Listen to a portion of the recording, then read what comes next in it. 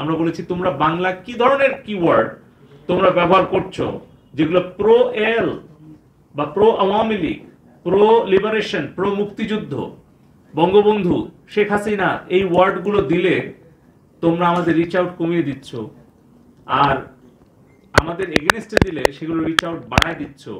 এই ধরনের অ্যালগোরিদম তোমরা কি ইন্টেনশনালি করছো, নাকি তোমাদের এআই টুলটাকে কিভাবে তোমরা টিচ করছো, কিভাবে তোমরা তাদেরকে শিক্ষা দিচ্ছ যে তারা এআই গুলো এভাবে কাজ করছে, কিন্তু এগুলোকে তোমরা ব্লক করছো না। বেগম খালেদা জিয়ার নামে একটা ভেরিফাইড পেজ আছে। আমি বলেছি যে উনি সাবেক প্রধানমন্ত্রী, উনি এখন কারা অভ্যন্তরে আছেন, উনি সাজাপ্রাপ্ত। তোমাদের কমিউনিটি স্ট্যান্ডার্ড এটা অ্যালাউ করে কিনা যে কারা অভ্যন্তরে থেকে একজন সাবেক প্রধানমন্ত্রী, উনি এমন কোনো অপরিচিত ব্যক্তি নন যাকে আইডেন্টিফাই করা দুষ্কর, খুবই ইজি। তো সেটা আসলে এভাবে চলতে পারে কিনা, বা এই ধরনের উস্কানি আমরা মানে মেনে নিতে পারি কিনা। আমরা বলেছি যে এটা বিটিআরসির টেলিকম ল, সাইবার সিকিউরিটি ল, এবং সাম্প্রতিক সময়ে হাইকোর্টে একটা রিট হয়েছিল, সেই রিটে যে অর্ডার দিয়েছিল হাইকোর্ট থেকে, সেটাতেও আমরা বিটিআরসি বাধ্য এই কন্টেন্টগুলোকে রিমুভ করানোর জন্য, ব্লক করার জন্য, টেকডাউন করার জন্য আমরা সোশ্যাল মিডিয়ার সাথে যোগাযোগ করতে আমরা বাধ্য, এবং সেটাই আমরা করছি কোর্টের আদেশে। তাহলে বাংলাদেশের কোর্টের আদেশ তোমরা কেন মানছো না?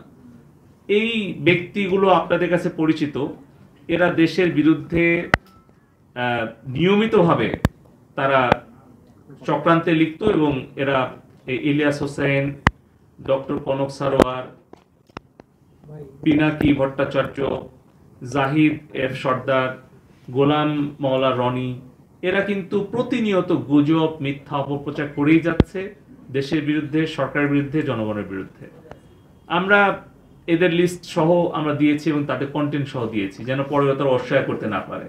তাদের রেসপন্স পার্সেন্টেজ খুবই লো, টোটাল 13%। আমরা যে রিকোয়েস্টগুলো পাঠিয়েছিলাম এবং তাদের স্বয়ংক্রিয়ভাবে যেটা করার কথা সেটাও তারা করেনি। তো একই রকমভাবে তারা এই যে মুক্ত বাক স্বাধীনতার মানে তো এটা না যে একজনের আপনি পার্সোনাল ফটোগ্রাফ আপনি প্রকাশ করবেন, কিংবা একজন নারী আপনি অবমাননা করবেন, অথবা একজন শিশুকে আপনি আঘাত করবেন, অথবা প্রকাশ্যে আপনি একটা হত্যাকে উৎসাহিত করবেন, কিংবা কোনো হত্যার সংখ্যা নিয়ে আপনি অ্যালাউ করবেন। সো এগুলো কোনোটাই আমাদের ফ্রিডম অফ থট অ্যান্ড আমাদের স্পিচের অ্যালাউ করে না।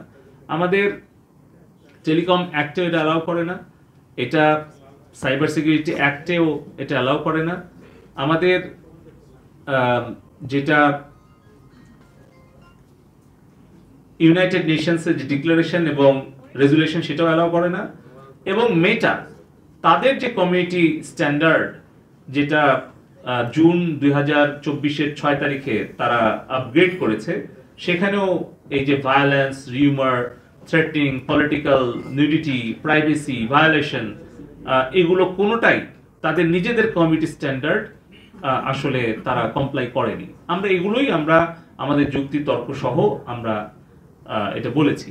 তো আমরা তাদেরকে অনুরোধ করেছি যেন তারা আমাদের সাথে সহযোগিতা করে, এবং তারা আশ্বস্ত করেছেন যে তারা তাদের স্বীকার করেছে তাদের ফ্যাক্ট চেকিং ক্ষমতার সীমাবদ্ধতা আছে, তারা স্বীকার করেছে তাদের এআই এর ত্রুটি থাকতে পারে, তারা স্বীকার করেছে যে যতটুকু রেসপন্ড করার কথা ছিল, বিশেষ করে 14, 15 থেকে 23, 24 পর্যন্ত, সেটা তারা করতে ব্যর্থ হয়েছে। আগামী দিনে তারা চেষ্টা করবে তাদের রিসোর্স আরো বাড়ানোর, এটাকে স্কেল আপ করার।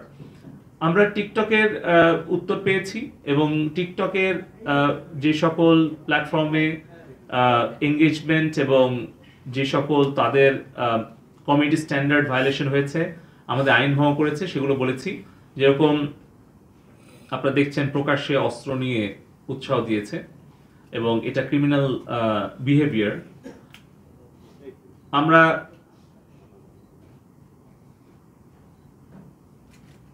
এই কন্টেন্টগুলো আমরা ব্লক করতে বলেছিলাম, তারা দ্রুত ব্লক করেছে, এবং আপনারা দেখছেন যে এখানে মিস ইনফরমেশন কিভাবে ছড়ানো হয়েছিল। টিকটকে তারা প্রচার করতে চেষ্টা করেছিল কিছু সংঘবদ্ধ সন্ত্রাসী দেশ বিরোধী হত্যাকারী সন্ত্রাসীরা, তারা কারণটা দেখুন যে এখানে বলছে যে বিজিবিতে ভারতীয় সৈনিকের উপস্থিতি বাস্তব প্রমাণ। দেখলেন তো